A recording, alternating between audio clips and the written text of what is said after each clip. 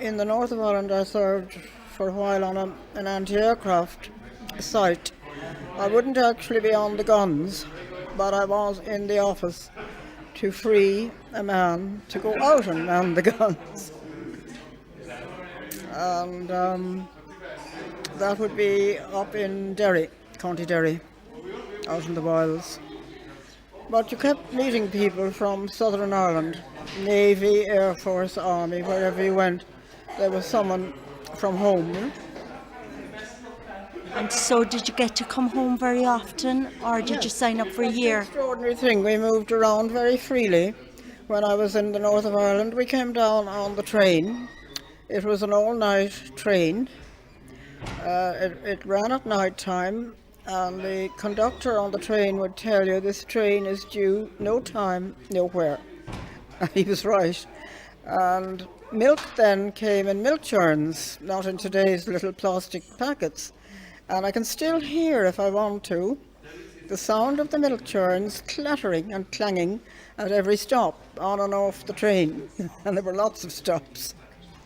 And when I served in England or Scotland, I've come from as far as Aberdeen down to Cork, travelling by train, on most of the time standing, because the trains are always full of troops, and taking the cross-channel boats then to Ireland. And so could you tell me, did you have to have a special fitting for your uniform, and were you told the way you could wear your hair? Well, A dress the hair code, had to in be other off- words, off your dress collar, code. And I was always in trouble there, because I had a style that was known as the page boy, curled under. And it had to be off the collar, so sometimes you rolled it up in a band. And I can't remember about the uniform. I don't think we were ever fitted. They probably took your size and handed you something, you know, which would do you. But Shoes and stockings, were they? the shoes, there's more than that. The shoes were laced up brown shoes, suited to marching and general army wear. Stockings were lisle. There was no such thing as nylon then. Lisle, thick lisle, khaki, horrible, coloured stockings. But what went underneath was even worse. How could I describe them? Knickers, khaki knickers. They were known as passion killers because they had elastic to here.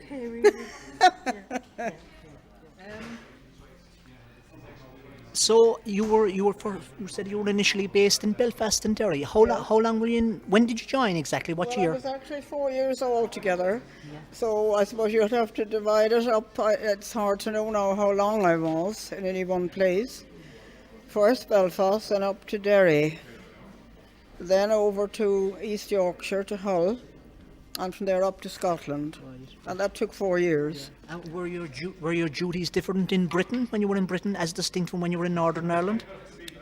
Yes, they were. At the end of the war, I ended up, as I said already, in Edinburgh. And by then, the war in Europe had stopped. And we were sent outside Edinburgh to a beautiful country home, which had been handed over, of course, to the army. And that was a resettlement unit for prisoners of war, British prisoners of war, who were being liberated from camps in Germany. And before they could go back to civilian life and join their families or wives, they had to go through the resettlement unit because some of them were in very bad conditions. And a lot, alas, came back to find the wife had gone off with someone else. In a way, looking back, who could blame her? Your man disappeared into a camp and was never heard of again. So he had to be adjusted to that too. And we were on the special staff doing all this. They lived there and we lived there too. And that was very interesting. Very. Yeah. So what was your pay? Were you paid weekly or monthly, or was it sent home? I think we would have been paid weekly, yes. Wouldn't be much at all, very little. And did you work for 30 or 40 hours a week or maybe more? It's hard to remember how many hours. We would be off in the evening because I can remember climbing up in the back of big 3-ton trucks to go off dancing.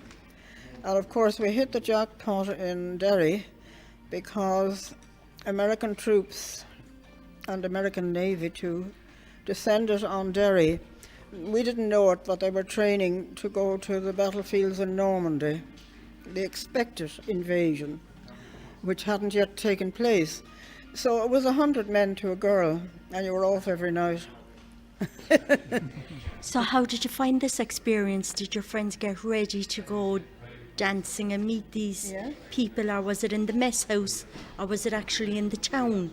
Did you actually, were you allowed? Sometimes we would go to what you'd call a civilian dance for civilian people.